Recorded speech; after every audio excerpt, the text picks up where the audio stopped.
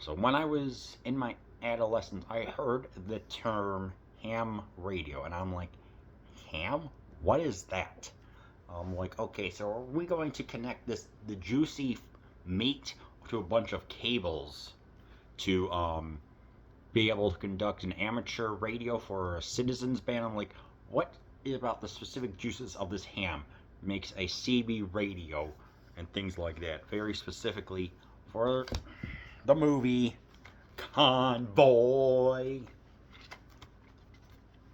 Citizen Band Radio takes to the freeways for fast lane thrills and flyover spills. Tucker Chris Christopherson signals the big 10-4 when he's chased through 3 states by a corrupt traffic cop. The green light is sent out over the CB airwaves for a convoy of truckers to keep the police off his trail. Director Sam Peckinpah steps on the gas for an all-action adventure jam-packed with sensational stunts. Cheesy flicks presents Convoy, starring Chris Christopherson, Ellie McGraw, Ernest Borgnine, and Burt Young, based on the record Convoy by C.W. McCall.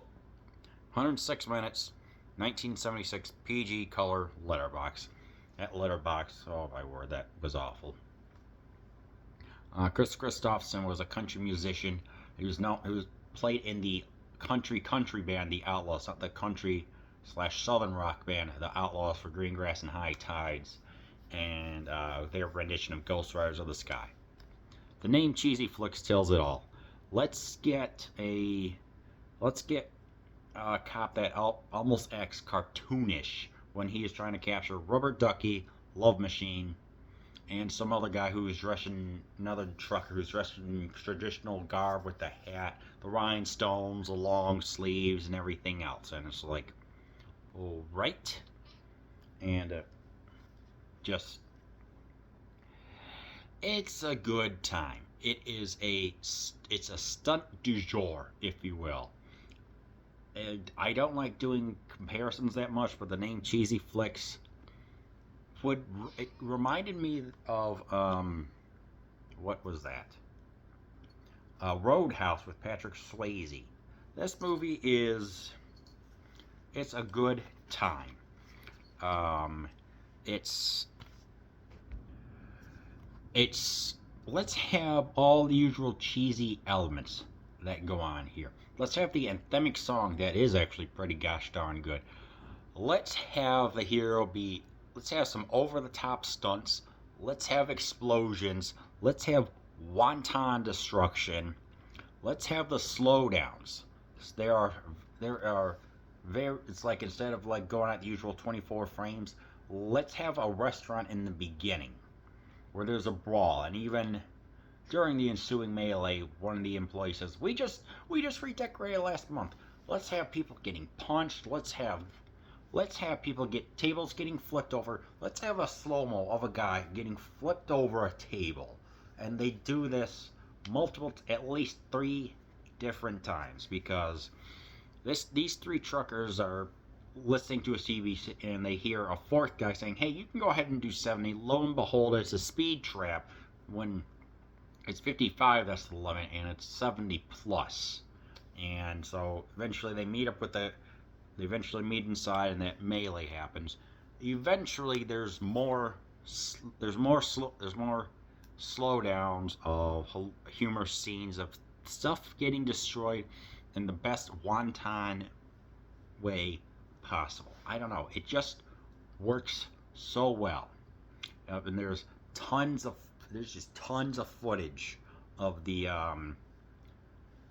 trucks just keeping on moving. Eventually, they form a convoy, a unit in unity, and it is mile long. Now, for used cars, they had 253 cars, but you consider how long that these trucks are. I would say that would be roughly 100 trucks that comprise this convoy, and it is asked in like, what is the purpose of this convoy? Is it political? Is it spiritual? Or they just says nope. The convoy, and our hero Rubber Duck, real name Martin, just says nope. The convoy just keeps moving.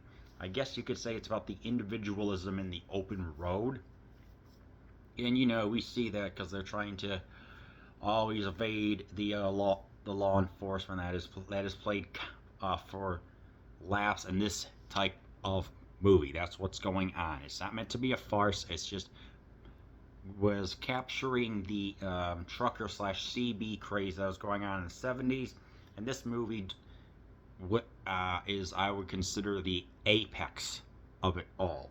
Sam Peckinpah, at the director at the time, was addicted to drugs. I think it was Quaaludes and alcohol. So another person had to step in and direct when it got out of control. So that's why this movie also has it eventually wanders off into where it gets into what type of Les Miserables-ish type melodrama, which I felt like was not needed. Because what this movie did at the time was that it had a couple of black characters, one of the truckers being black, and which was really not seen at the time, and one of the people that get picked up for a good time, if you will, is also black, but she's got her own depth in there. So I gotta give this movie credit for having the to defy stereotypes at the time and make a little bit more of an impact. I would have liked to have seen that explored a little bit more rather than just getting to unneeded melodrama, I guess. Because this movie is still a comedy at heart, but with the destruction and everything, especially when they're freeing one of the captive truckers. I mean, it's like they destroy this town. They said 9 of their best truckers just pretty much destroy everything, thus incurring more damage. And eventually it's like, oh, let's go through a silo mill, let's go through a convenience store, let's just destroy so much stuff for a budget of $2 million in 1978. Obviously this is probably just like cheaply made sets that get destroyed, but in the best way possible, you know. So it's like, I like that. But at the same time, it's like it's just a good cheesy time would be the best way. You know, it's like Ernest Borgnine. He does a good job just playing a good standard over the top corrupt traffic cop. You know, and that's what I like. It's like the stunts are good, especially like at the end where it's famous for. I'm not going to say what happens, but it is a famous scene. Just YouTube it. Convoy famous truck scene, and you know, it's like I would have maybe liked to have seen, I don't know, just cut out some of the melodrama and just focus on the trucker aspect, or I guess more the road spirit, rather than just where things just kind of got needlessly poignant, I guess. So I don't know.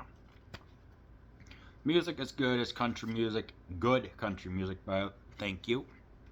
And but I do have a problem with the this 30th anniversary edition. Horribly mixed. It's like the audio quality isn't even in 480. It's 360. It's lousy.